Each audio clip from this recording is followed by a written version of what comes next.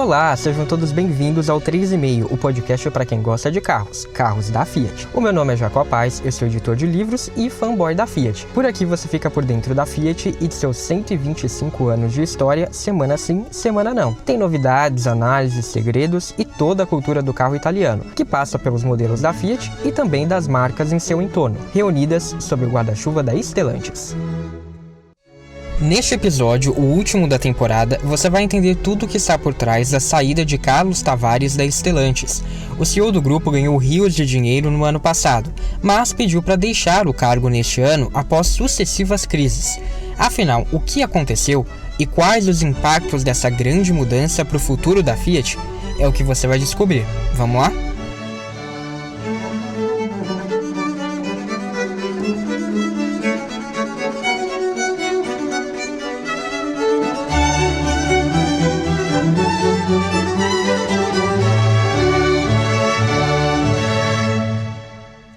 Em pleno domingo, 1º de dezembro, a Stellantis fez um anúncio inesperado. Carlos Tavares havia acabado de renunciar ao cargo de CEO do grupo.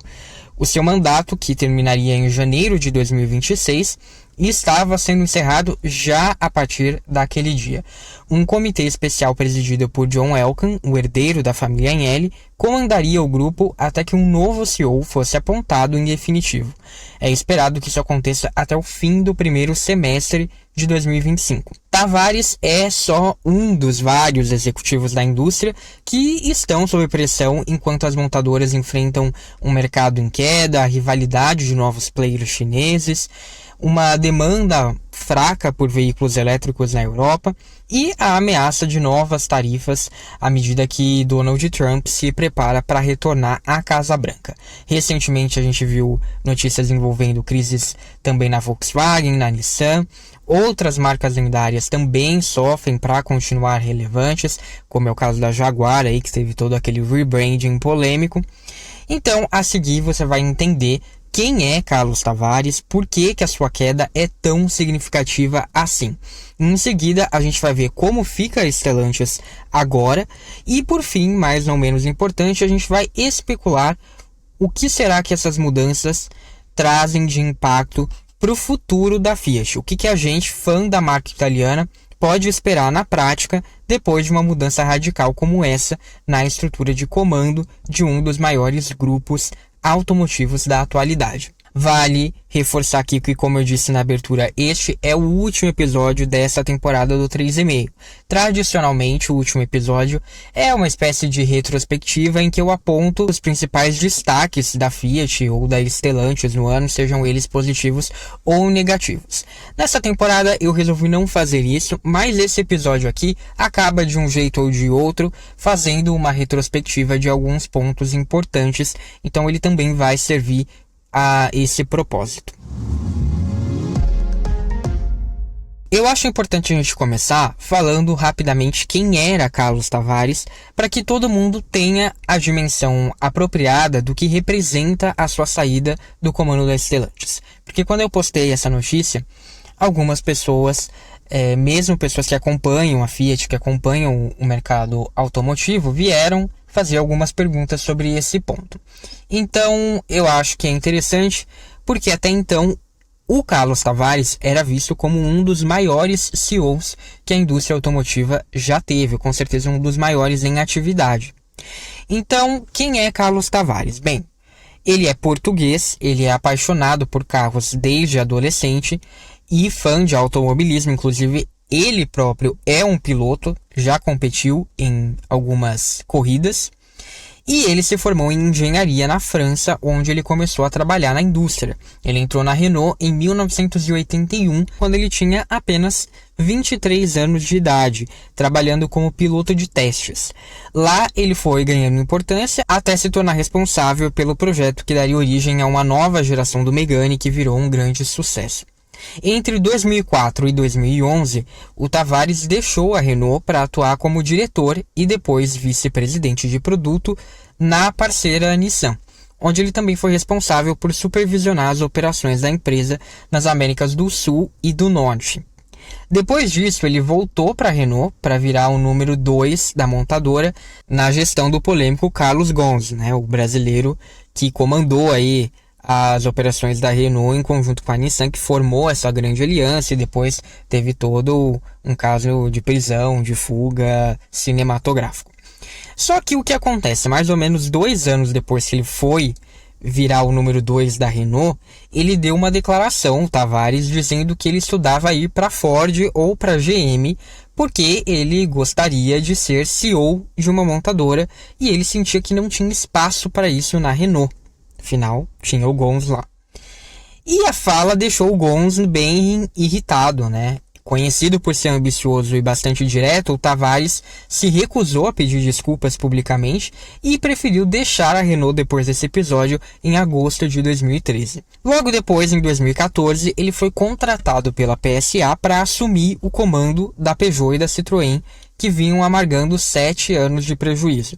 O governo francês comprou 14% das ações do grupo com uma medida de tentar salvar os empregos que a empresa oferecia. Então, a situação da PSA não era nada boa. E o Tavares provocou uma revolução na montadora, ele fez o grupo ter relevância na China, promoveu a DS, a marca independente, e em pouco tempo, Peugeot e Citroën voltaram a ser lucrativas, o que permitiu inclusive que o grupo adquirisse em 2018 as marcas Opel e Vauxhall da General Motors, fazendo com que as operações da montadora norte-americana na Europa, que eram deficitárias desde os anos 2000, voltassem a dar lucro em apenas 18 meses.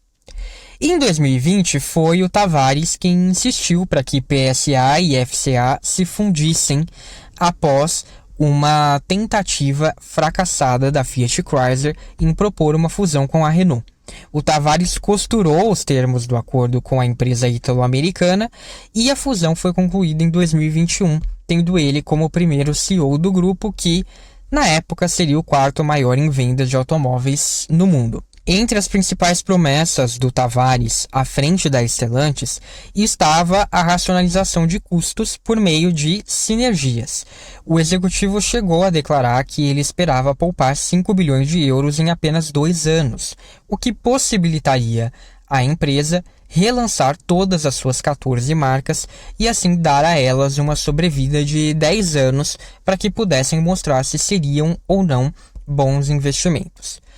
Nos primeiros anos, a empresa resultante da fusão de fato atingiu desempenhos recordes, teve excelente margem de lucro. Em 2022, o grupo reportou receitas líquidas de 179,6 bilhões de euros, uma alta de 18% em relação a 2021, quando ainda tinha alguns dados somados tanto de PSA quanto de FCA, já que foi o primeiro ano de mercado da Stellantis. O lucro líquido alcançou 16,8 bilhões de euros, ou seja, um crescimento de 26%, e todos os segmentos tiveram resultados positivos, isso em 2022.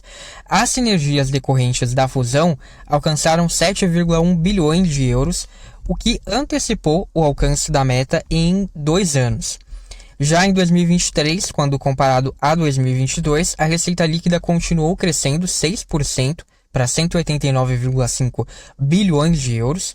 O lucro líquido cresceu 11% para 18,6 bilhões e o fluxo de caixa aumentou 19% para 12,9 bilhões. Pelo seu desempenho à frente do cargo, o Tavares recebeu 23,4 milhões de euros em 2023, tanto em dinheiro quanto em ações, incluindo um bônus de 10 milhões de euros por cumprir metas ligadas aos desafios que a indústria enfrenta em termos de mobilidade global, tecnologia e veículos elétricos. Segundo o The Detroit News, essa quantia que o Tavares recebeu em 2023 teria sido 56% maior do que o executivo tinha recebido em 2022, ou seja, o salário dele mais que dobrou. Como então, em menos de um ano, a gente está falando que ele recebeu isso aqui em 2023, né? Como que em menos de um ano tudo isso ruiu e hoje a gente está onde está com um cenário de incerteza para a Stellantis depois da saída abrupta do Tavares. Oficialmente, a Stellantis declarou, por meio de um de seus diretores independentes do Conselho de Administração, Henri de Castries, que, abre aspas, o sucesso da Stellantis desde a sua criação tem sido baseado no alinhamento perfeito entre os principais acionistas, o Conselho e o CEO. No entanto, surgiram opiniões divergentes nas últimas semanas que levaram o Conselho e o CEO à decisão de hoje, fecha aspas. E que tipo de opiniões divergentes seriam essas? Em entrevista a Bloomberg, o CFO do grupo, Doug Osterman, disse que as diferenças entre Tavares e os membros do conselho da Stellantis estavam relacionadas a questões táticas sobre como administrar o negócio no curto período de 15 meses em que Tavares continuaria no cargo, já que depois ele se aposentaria, e quais ações deveriam ser tomadas em relação às métricas de curto prazo versus os benefícios de longo prazo da empresa. Ou seja, provavelmente Tavares estava propondo medidas que mudariam radicalmente a Stellantis, mas ele não estaria ali para ter que enfrentar as consequências delas depois. Tudo isso porque a empresa enfrenta alguns pontos bastante problemáticos que foram se agravando ao longo do ano. Na Europa e na América do Norte, a participação de mercado está em queda. Nos Estados Unidos, eles têm problemas de estoque. Isso fez com que o desempenho do grupo fosse afetado. Enquanto o ticket médio de modelos das marcas da Stellantis aumentaram nos últimos anos, fazendo a margem de lucro crescer nos anos iniciais do grupo, as vendas foram caindo e uma coisa não compensou a outra. E para ajudar, o Tavares ainda comprou briga com investidores, revendedores, funcionários e governos, ou seja, basicamente todo mundo. Nos Estados Unidos, a situação é a mais crítica, até porque aquele é o maior mercado do grupo em termos de volume e receita. E não à toa, a gestão da FCA priorizou esse mercado por tanto tempo, inclusive se mudou para administrar o grupo de lá, ao contrário do Tavares, que ele se aproveitou do bom desempenho que a empresa tinha ali na América do Norte e parece que deixou tudo meio que no piloto automático. E mais do que isso, ele implementou a sua política de redução de custos com perdão do trocadilho, qualquer custo. Algo que deu certo nas suas gestões passadas, mas que parece ter começado a ruir quando a gente vê aqui na Stellantis. O resultado foi que, ao longo de 2024, concessionários e representantes dos sindicatos criticaram abertamente Tavares pela queda nas vendas, por manter uma linha de veículos cara e desatualizada e pelos altos volumes de estoques. Em agosto, um trabalhador da planta de Toledo, Ohio, teria sido de algum modo esmagado enquanto trabalhava. O corpo de bombeiros da cidade foi chamado, mas o operário não sobreviveu.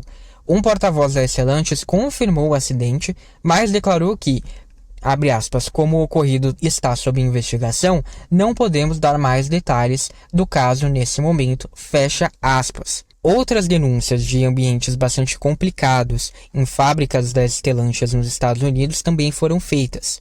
E detalhe, esse acidente aconteceu 2 dias depois de o presidente do sindicato United Auto Workers, Shawn Fain, fazer um discurso cobrando as promessas da empresa de reativar a fábrica de Illinois que está ociosa. O acordo foi fechado durante as últimas negociações para a renovação do contrato, mas rumores davam conta de que a Stellantis estava tentando abandonar esses planos. Os sindicatos alertaram que o corte de custos da empresa, incluindo demissões e fechamento de fábricas, estava levando a problemas de qualidade e atrasos nos lançamentos de novos modelos importantes. Fain, do UAW, que eu acabei de citar, aprovou a mudança em entrevista a Bloomberg, dizendo que a saída de Tavares é, abre aspas, um grande passo na direção certa para uma empresa que foi mal administrada e para uma força de trabalho que foi maltratada durante tanto tempo, fecha aspas. Já os revendedores acusaram Tavares de arruinar marcas como Jeep, Dodge, Ram e Chrysler. Para se ter uma ideia, em junho havia um estoque de 431 mil carros parados na América do Norte, segundo a própria Stellantis. A Bloomberg, Eric Gordon, professor da Ross School of Business da Universidade de Michigan, disse que a falta de Tavares não será sentida por ninguém na América do Norte. Abre aspas. Não pelos fornecedores com quem ele brigou, não pelos revendedores com quem ele brigou e não pelos compradores de carros que ignoraram os veículos do seu grupo, fecha aspas. Em julho, a Stellantis anunciou os resultados do primeiro semestre. As entregas caíram em quase 3 milhões de unidades, ou 10%, quando comparado ao primeiro semestre de 2023. O lucro líquido teve uma retração de 14%. A margem operacional retraiu 4,4 pontos percentuais, batendo na trave nos 2 dígitos ao fechar exatamente nos 10%. Na América do Norte, as vendas caíram 18%. A participação de mercado no primeiro semestre recuou quase 2 pontos percentuais em relação ao mesmo período de 2023, para 8,2%.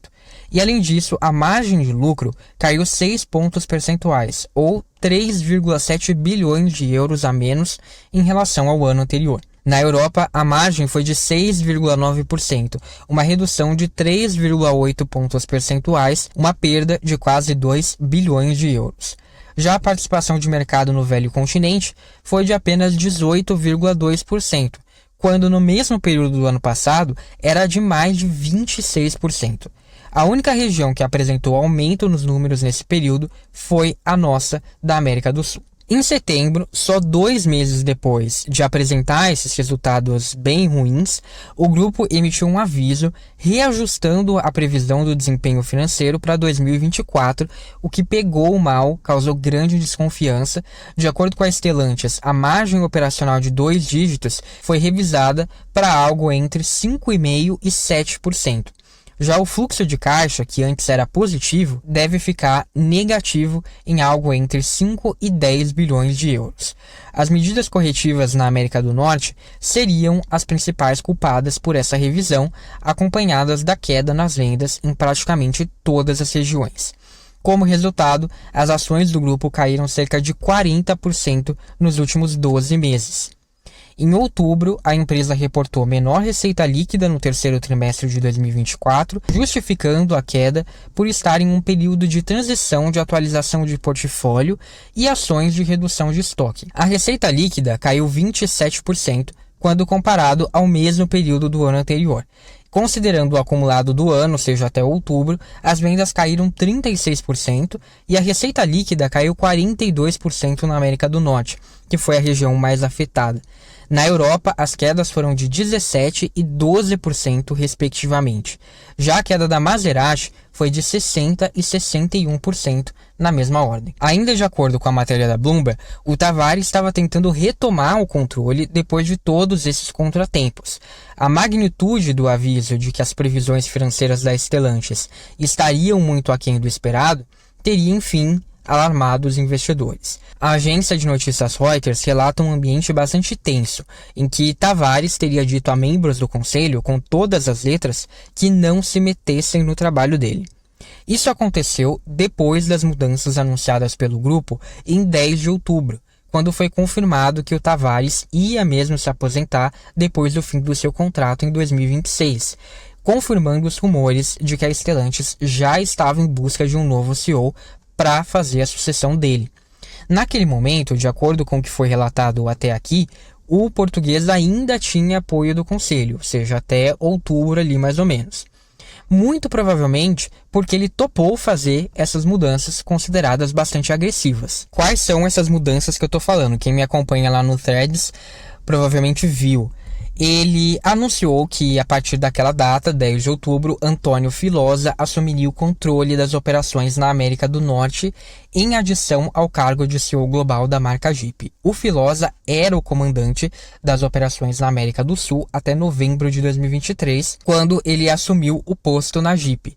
A experiência do executivo, que entregou desempenhos recordes aqui no Brasil, com certeza foi levada em conta nessa mudança e colocaria Filosa diretamente no caminho para a sucessão do Tavares, caso ele tivesse um bom resultado nesse novo desafio, já que a escolha do novo CEO da Stellantis, até então, só precisaria ser feita até o fim de 2025. Agora a gente não sabe como isso vai ficar, já que o Filosa vai ter menos tempo para mostrar trabalho lá na América do Norte. Outra mudança anunciada em outubro foi no comando de operações da Europa. Jean-Philippe Imparato, que ocupava os cargos de CEO da Alfa Romeo e da Stellantis Pro Unit, que é a unidade de veículos comerciais do grupo, passou a chefiar a região. Com isso, o comando da Alfa Romeo, que é uma marca desde sempre bastante problemática, mas que, apesar de distante das suas rivais, parecia estar começando a responder bem às mudanças trazidas pela Stellantis, tinha um plano de produto sólido ali encaminhado. Ela foi passada para o Santo Fitilli, que até então comandava as operações do grupo no mercado italiano. A marca do Core Sportivo, no entanto, agora divide o seu CEO com a Maserati, que é a unidade de negócios mais problemática do grupo, com resultados muito aquém do esperado, como eu disse aí. E em julho, Tavares, inclusive, se envolveu em uma polêmica quando ele foi comentar os resultados da marca de luxo do grupo. Com um prejuízo de 82 milhões de euros no primeiro semestre de 2024, a Maserati deu um grande passo para trás em relação ao mesmo período do ano passado, quando ela ainda era uma empresa lucrativa. Além disso, o plano de produtos da Maserati foi adiado, a marca só deve apresentar um novo modelo inédito em 2027. E falas do próprio Tavares e da sua CFO à época, a Natalie Knight, durante o anúncio desses resultados, suscitaram rumores de que a marca poderia ser vendida antecipadamente, algo que precisou ser posteriormente negado pela Stellantis. Eles emitiram um comunicado dizendo o seguinte, abre aspas, a Stellantis reitera o seu firme compromisso com o futuro brilhante da Maserati como a única marca de luxo entre as 14 marcas da Stellantis, fecha aspas. O grupo também disse estar comprometido com todo o seu portfólio, incluindo marcas como Fiat, Lancia e Alfa Romeo. Aliás, falando em Knight, que foi aí a CFO do Carlos Tavares, essa foi a mudança mais chocante, na minha opinião, anunciada no dia 10 de outubro. A executiva estava há poucos meses no cargo, inclusive, uma das primeiras visitas que ela fez foi ao Brasil e ela conheceu o Antônio Filosa aqui no Brasil quando ele ainda era comandante da nossa região. E no dia 10 de outubro foi anunciado que ela estava fora do cargo de CFO, chefe das finanças, com efeito imediato. E detalhe, horas antes do anúncio, o anúncio foi feito no fim do dia aqui pra gente, no começo daquele mesmo dia, ela tinha sido confirmada como a pessoa que apresentaria os resultados financeiros da Stellantis no fim daquele mesmo mês, no dia 31 de outubro. Ou seja, de manhã houve essa confirmação e à noite ela estava demitida. Olha a bagunça. Porém, o que de fato mudou a opinião do conselho sobre o Carlos Tavares, como a gente viu, como eu já dei aí uma pista, parecem ter sido as medidas defendidas por ele para os próximos meses, bem como o tom das suas falas.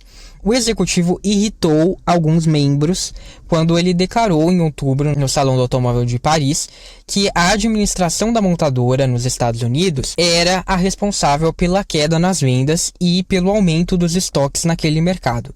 Um mês depois, em novembro, a relação estaria, abre aspas, totalmente insustentável, fecha aspas, com o conselho, nas palavras de uma das fontes ouvidas pela Reuters.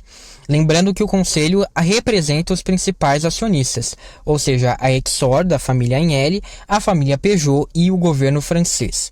Uma fonte disse que o primeiro sinal de tensões entre Tavares e o Conselho dizia respeito a sobre como lidar com novas regras da União Europeia que vão entrar em vigor em 2025, aplicando multas pesadas, a não ser que os veículos elétricos representem, no caso da Stellantis, pelo menos 21% das vendas do grupo. Hoje, a participação dos elétricos nas vendas do grupo na região é de menos de 15%. E, além disso, mesmo distante da meta e com novos produtos como o Citroën C3 e o Fiat Grande Panda atrasando para serem entregues, o Tavares se recusou a apoiar o lobby da indústria automobilística para renegociar essas regras. Ele disse que a Stellantis está pronta para a mudança de mercado, só que ao mesmo tempo, ele foi vago na hora de dizer o que ele faria para compensar essa diferença entre o que eles vendem hoje e o que é esperado pela União Europeia, e assim fugir das multas. E o medo do conselho era ter que reduzir consideravelmente as vendas de carros a combustão para poder atingir essa meta regulatória, segundo uma das fontes da Reuters. Para os membros, a empresa estava totalmente perdida, sendo guiada por uma visão irracional de que a Stellantis seria capaz de atingir um aumento tão expressivo na venda de carros elétricos, ainda mais considerando o atual cenário desfavorável para esse tipo de carro na Europa. Mais de uma fonte da Reuters usou o termo radical para descrever as metas de vendas sugeridas por Tavares. Em novembro, ele também teria apresentado outros planos controversos, tudo para cortar ainda mais os custos na Europa. O problema é que esses cortes seriam em áreas que já haviam sido reduzidas ao osso, teria dito uma fonte da Reuters. Outra proposta era fazer uma política de gestão de caixa focada em 2024, às custas do fluxo de caixa de 2025, o que em longo prazo poderia prejudicar ainda mais a saúde financeira da Stellantis. E para finalizar, como se não bastasse tudo isso, o Tavares teria dito que via os fornecedores da Stellantis como dispensáveis, defendendo a sua visão de corte de custos. As negociações frequentemente bélicas do Tavares com essa rede de atores ao redor da Stellantis, e aí entram não só os fornecedores, mas também revendedores, consumidores, sindicatos dos Estados Unidos, os próprios governos da Itália e da França, tudo isso teria irritado ainda mais os membros do conselho. Eles se preocupavam com a substituição de fabricantes de peças, o que poderia trazer riscos de confiabilidade e também na agilidade ter ali algum impacto, causando interrupções na produção. Na visão do conselho, isso, abre aspas, colocaria em risco a própria capacidade de produzir carros, fecha aspas. Algo que a gente não precisa nem dizer, inadmissível para uma montadora de veículos. Quando os membros do conselho começaram a fazer perguntas mais específicas sobre as estratégias do executivo, segundo a Reuters, a reação do Tavares teria sido a seguinte, abre aspas, você não interfere no meu trabalho, isso não é da sua conta, fecha aspas. Irritados, os membros continuaram pressionando Tavares porque eles estavam incomodados com esse foco que o CEO tinha em cortar custos, tido como implacável, sim, o que por um tempo foi positivo, mas que também agora estava se tornando uma visão muito estreita para o contexto que a empresa vivia. Não seria um problema recente, de acordo com a mesma matéria, porque esse foco do Tavares já tinha causado interrupções no fornecimento e irritado revendedores, especialmente nos Estados Unidos, mas das outras vezes em que isso aconteceu, isso foi ignorado porque antes a Stellantis estava atingindo margens de lucro de 2 dígitos, então estava tudo certo, mas não é o caso agora. Essa briga generalizada com batalhas contra revendedores, sindicatos, fornecedores e governos, agora também com membros do conselho, foi o que mudou o cenário para o Tavares. A Stellantis já tinha demitido a CFO do executivo, bem como o chefe de operações na América do Norte, mas agora não tinha mais o que fazer, a não ser se livrar do próprio CEO. E qual que é então a situação agora? Agora a Stellantis está procurando um novo CEO, e a lista de tarefas para quem vai assumir esse cargo não é nada fácil. Tem que estabilizar uma empresa global com 14 marcas, com estoques altos nos Estados Unidos, está diminuindo, mas ainda está alto, e queda na participação nos seus principais mercados. Isso ao mesmo tempo em que enfrenta os desafios da indústria como um todo, Rivais chineses no novo mundo dos carros elétricos, novas regras de emissões na Europa e políticas comerciais incertas defendidas por Donald Trump nos Estados Unidos, que talvez atrasem mais uma vez a eletrificação e coloquem o mercado das Américas em descompasso definitivo com o da Europa. Até que ache a pessoa capaz de enfrentar essa guerra com múltiplas batalhas, o grupo anunciou uma nova estrutura organizacional. A Stellantis passa a ser comandada por um comitê executivo interino, comandado por John Elkann. Esse comitê é composto por executivos das principais áreas do grupo, então recursos humanos, engenharia, tecnologia, software, manufatura e suprimentos, planejamento, finanças, compras e qualidade, e afiliados, além dos responsáveis pelas regiões e unidades de negócio específicas, Maserati, Heritage, Free2Move, Leapmotor, regiões no Oriente Médio e África, Índia e Ásia-Pacífico, além, claro, de Europa, que permanece sob o comando do Jean-Philippe Imparato, que fica também à frente da unidade de vans da Stellantis, e América do Norte e América do Sul, que agora foram reunidas sob um mesmo comando, que é o comando do Antônio Filosa, que continua também à frente da Jeep. O Filosa, portanto, agora como responsável por toda a América, ganha ainda mais importância, volta a comandar a nossa região, ainda que de modo mais distante. Chama a atenção o fato de que essa estrutura sob o comando do Filosa lembra bastante a formação inicial da Stellantis, quando o Mike Manley, que era o CEO da FCA antes da fusão, foi nomeado chefe das Américas, um cargo depois abandonado com a saída dele da Stellantis. Assim como o antigo CEO da FCA, o Filosa vai chefiar as marcas Chrysler, Dodge, Jeep e Ram, além da equipe de design norte-americana, incluindo o estúdio de design da Maserati, e vai se reportar diretamente ao Conselho Executivo Interino, presidido pelo John Elkann. Já o Imparato, de modo análogo, vai ficar com Abarth, Alfa Romeo, Citroën, DS, Fiat, Lancia, Opel e Peugeot, além do time de design europeu. Reportando diretamente a John Elkann e prestando eventual apoio a esse comitê estão alguns vice-presidentes responsáveis por áreas específicas. É o caso do Olivier François, que além de comandar as marcas Fiat e DS, também é responsável pelo marketing do grupo. E aqui a gente entra na parte final deste episódio, que é se perguntar o que tudo isso pode representar para a Fiat. Mas antes de continuar, eu quero deixar alguns recados. Se você está ouvindo pela primeira vez, por favor, curte o vídeo, se inscreve no canal e ative as notificações clicando no sininho. Isso se você estiver ouvindo pelo YouTube, é claro. Se você estiver ouvindo nos tocadores, clique em seguir no Spotify, no Apple Podcasts e no Amazon Music, ou em favoritar na Deezer. Isso ajuda o podcast a se manter relevante e ser encontrado por outras pessoas. E se você estiver no Spotify, também não esquece de deixar um comentário sobre o que você achou desse episódio.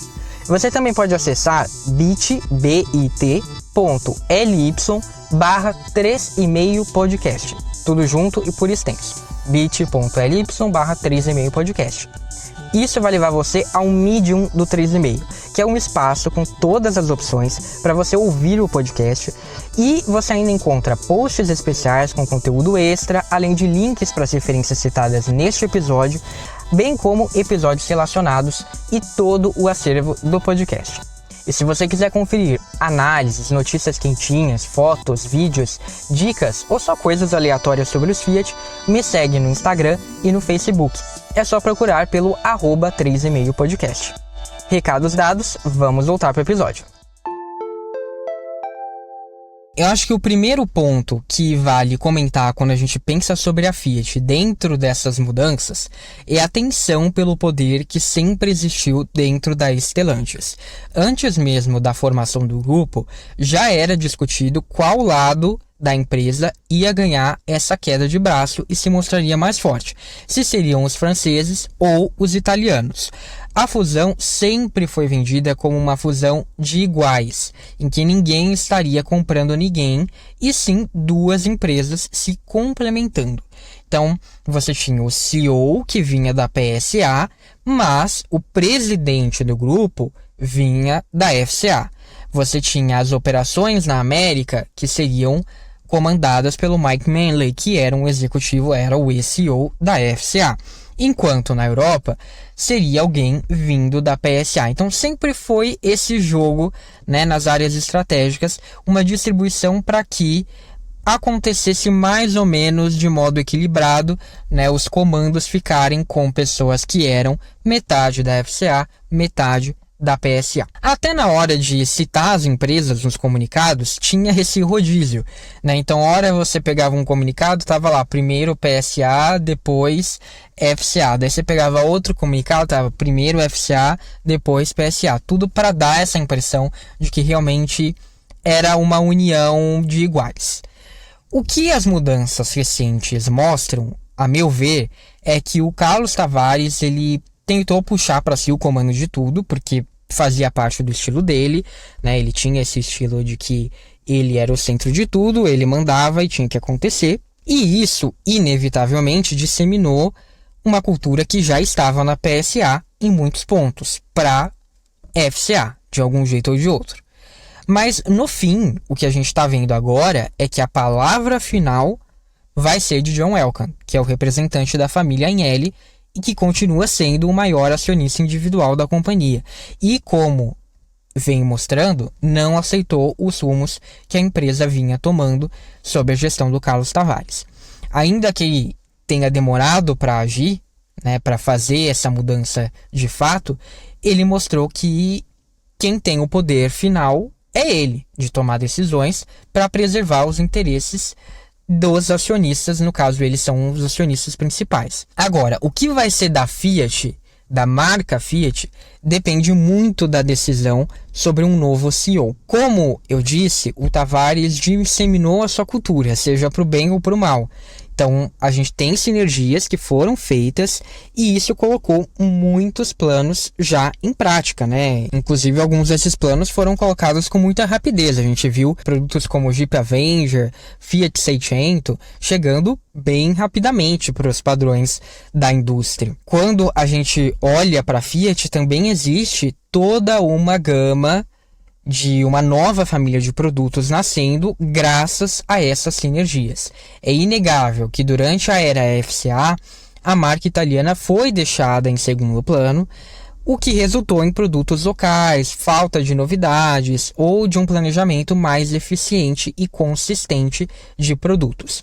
Ainda assim, a Fiat segura as pontas com a marca de maior volume de vendas da Stellantis, graças em grande parte ao desempenho no Brasil, com uma gama de modelos feita quase de improviso. Nem por isso são carros ruins, não são carros pouco rentáveis, muito menos, né? Pelo contrário, mas foram carros feitos com uma lógica muito específica aqui para o nosso mercado, utilizando tecnologia já um pouco mais antiga, sim. Por conta disso, também distantes dos produtos que a gente vê na Europa, né? E não estou dizendo aqui que um seja pior, que o outro seja melhor, mas são distantes, né? A gente não vê essa sinergia, modelos que são vendidos lá não são vendidos aqui e vice-versa. Então é nesse sentido que eu estou dizendo. Por outro lado, as operações na América do Norte foram negligenciadas pelo Tavares, né? E esse pode ser o foco da retomada agora da Stellantis. Então, em vez de escolher um CEO que priorize o lado europeu do grupo, alguém que tenha um foco maior na América do Norte, já que esse é o principal mercado da Stellantis atualmente. Então, um novo CEO mais alinhado às operações do grupo nessa região pode, de modo paradoxal, ser um reforço do lado FCA do grupo, mas ao mesmo tempo colocar a Fiat de volta em segundo plano.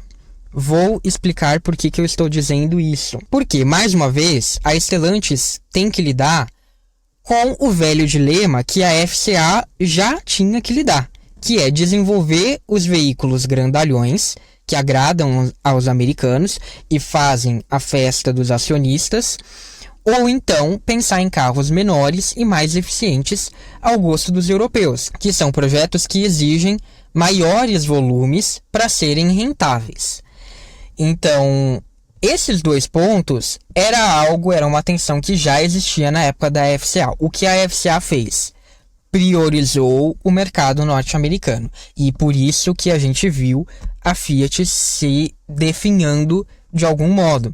Inclusive, a Fiat, que a gente vê hoje com um desempenho baixíssimo de vendas na Itália, perdendo participação de mercado para marcas estrangeiras, o que antes não acontecia, isso é de algum modo ainda fruto dessa política da FCA, né? Você não tinha um plano de produtos eficiente que foi capaz de segurar ali a marca, e agora a marca está nesse período de transição. Uma transição que demorou um pouco para acontecer porque teve que esperar a Stellantis se formar e que agora pode sim ter algum impacto novamente esperando a chegada desse novo CEO. Mas é uma consequência ainda da gestão FCA. Obviamente que a Stellantis poderia ter feito coisas para atenuar isso. Poderia. Não fez. Mas a situação em termos de gama da Fiat é um resultado dessa escolha que a FCA fez. E o que acontece agora é que a gente teve a eleição do Trump nos Estados Unidos, e isso embola ainda mais as coisas, porque talvez isso se traduza em uma cobrança menor ou inexistente por carros elétricos, por ter carros mais eficientes de algum modo, do que se quem tivesse ganhado fosse a Kamala Harris, né? Porque ela poderia ter uma visão mais sintonizada com a da União Europeia. E daí, por que isso é um problema? Porque você não consegue ter essa sinergia mais uma vez, né? Em um lado do Atlântico você tem que fazer carros pequenos, compactos, eficientes, e do outro lado do Atlântico você tem que fazer justamente o oposto.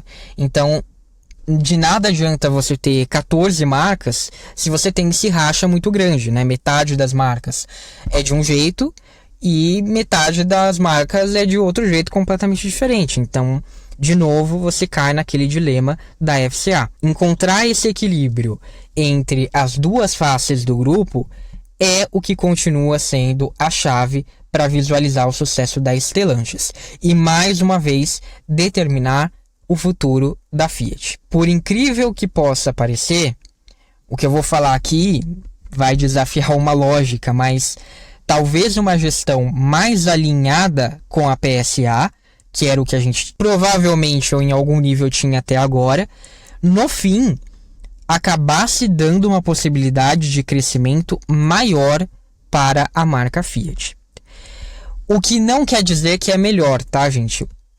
Crescimento maior porque ela teria um leque maior de compartilhamentos com outras marcas do grupo e o grupo estava, de algum modo, priorizando, concentrando os esforços nessas marcas. Por outro lado, ainda que mais limitada, uma gestão pró-FCA pode dar mais liberdade para a marca italiana desenvolver produtos com a sua cara, em vez de se limitar a desenvolver versões de carros das marcas francesas, que era o que a gente estava vendo em algum nível até aqui, até por conta dessa política de racionalização extrema de custos do Carlos Tavares. Então, você tinha que pegar os mesmos projetos que as marcas francesas tinham e, ok, né, dar ali uma remodelada nele para que ele tivesse a cara da marca Fiat em si, mas é isso, em algum nível você enxergava esses carros franceses por baixo. Agora,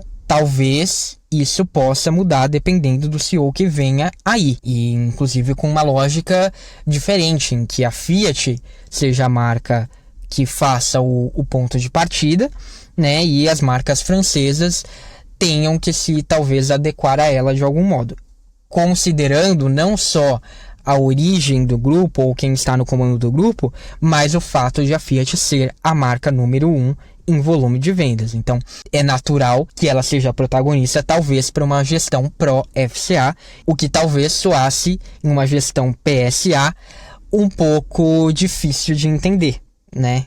As marcas francesas é que tinham que ser o centro da atenção.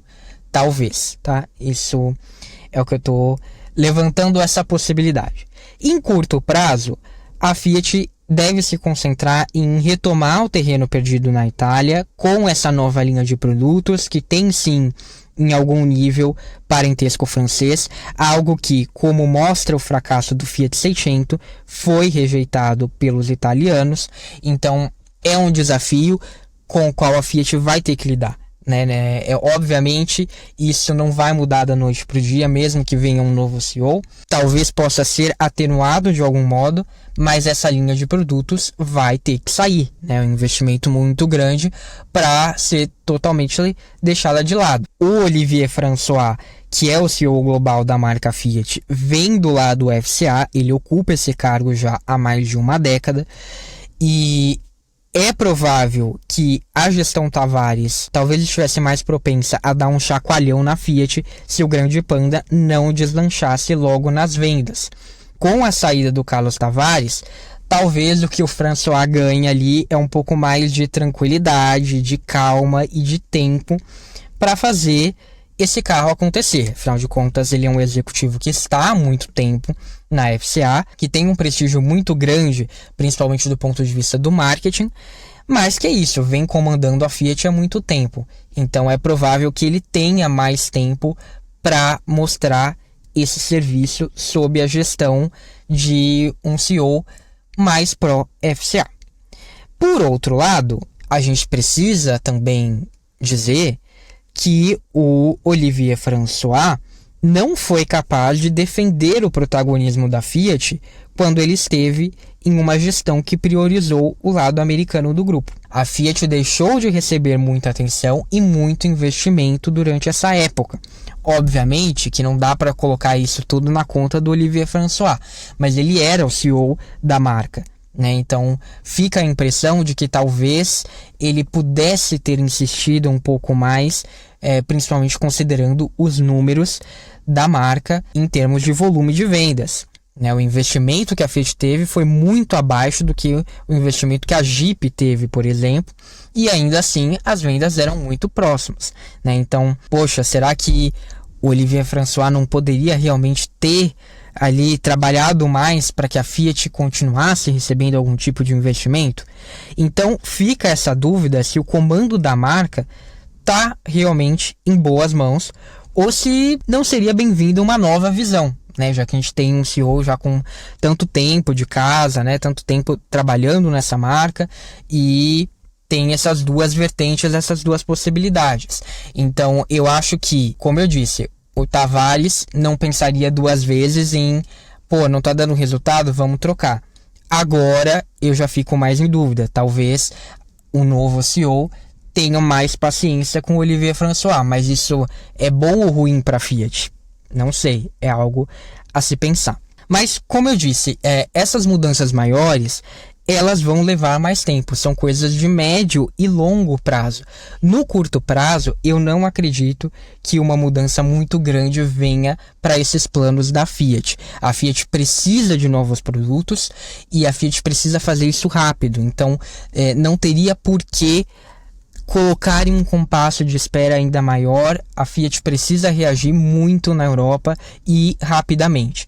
O que eu acho que pode ter mais de curto prazo é rever ali precificação, rever oferta de equipamentos, né, oferta de pacotes, como esses carros talvez sejam um pouco ali posicionados, também talvez em termos de motorização, mas é preciso ter essa nova linha e é com isso que a Fiat vai ter que trabalhar.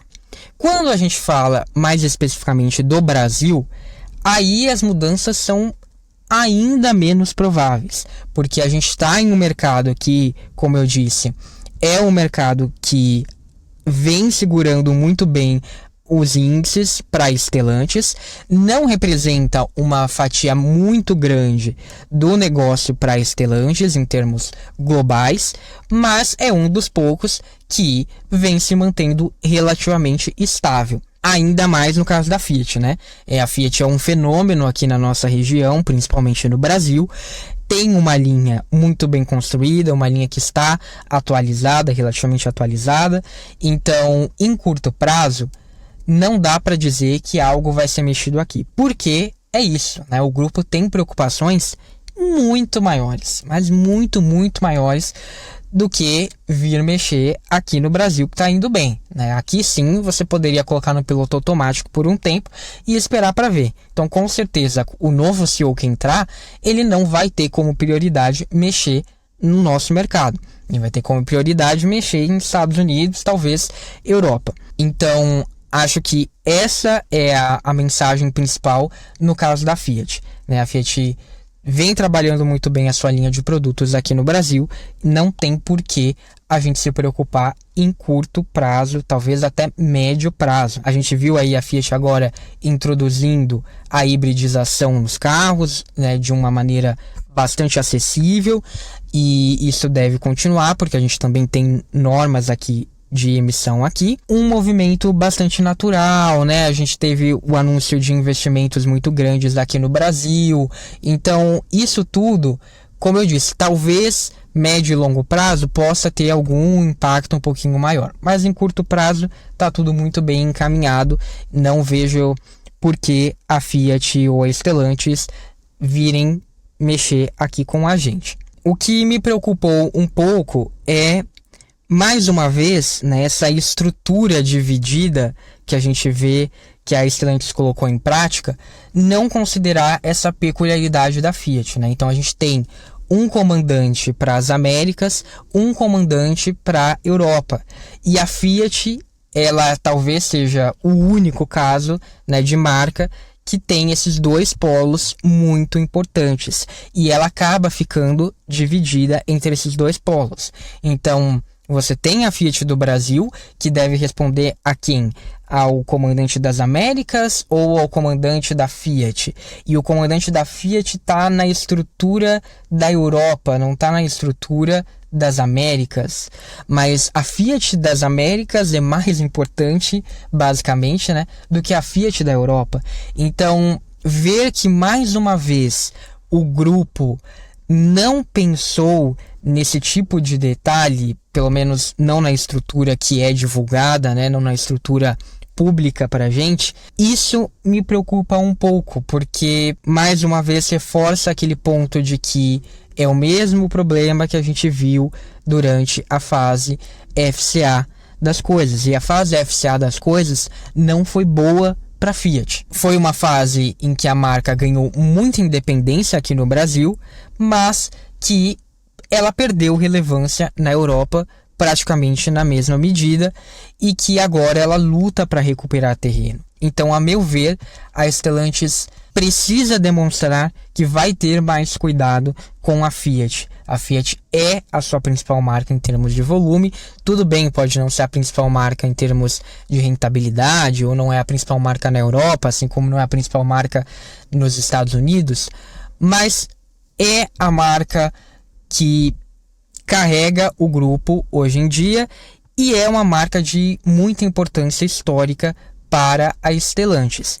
Então eu acho que ela merecia ter esse cuidado, não só pelo passado, mas por justamente resistir a todos esses movimentos, né, e ainda demonstrar potencial de crescimento. A principal mensagem que fica aqui quando a gente fala de futuro da Fiat diante dessas mudanças obviamente, teremos algum impacto na Fiat. Provavelmente esse impacto vai ser de médio e longo prazo, mas o que a gente gostaria de ver, e eu falo como fã da marca, é que esse cuidado estivesse presente, porque a Fiat tem potencial e não dá para acontecer a mesma coisa que aconteceu durante a fase FCA. Assim como ela também tem potencial para ser mais do que o que essa fase Stellantis, sob o comando do Tavares, estava fazendo, que é simplesmente replicar projetos franceses na Fiat.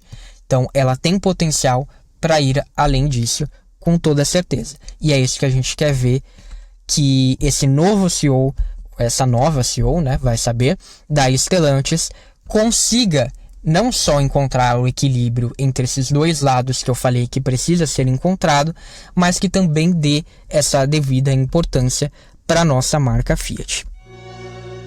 Gente, esse episódio ficou maior do que eu esperava e, mais uma vez, não vou conseguir ler comentários, não consegui ler comentários nos últimos episódios, mas eu sempre respondo, né? Vejo as pessoas que estão mandando comentários no YouTube, nas redes sociais, DMs, né? Recebi mensagens de pessoas falando que estão maratonando o podcast nessa temporada, que conheceram agora, né? Teve muita gente que conheceu agora. Aliás, fico muito feliz de saber que mesmo na quinta temporada ainda tem muita gente conhecendo o podcast, que a audiência continua crescendo. Então eu queria agradecer a todos vocês. Quero pedir que sim, deixe os comentários de vocês sobre toda essa treta da Stellantis, o que vocês acham que vai acontecer com a Fiat.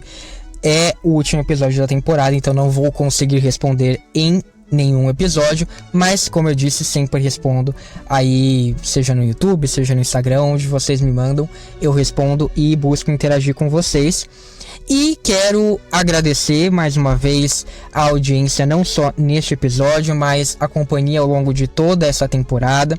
A gente teve nessa temporada alguns episódios diferentes, a gente teve a viagem para a Itália, que foi bastante legal, e espero que tenha trazido para vocês alguma coisa bem bacana também. Então, muito obrigado por estarem comigo nessa temporada. Desejo um ótimo fim de ano para vocês e espero que a gente se veja ou se ouça, né, mais uma vez no ano que vem com a nova temporada do 3,5 ou então no @3,5 podcast nas redes sociais. Um abraço e até a próxima.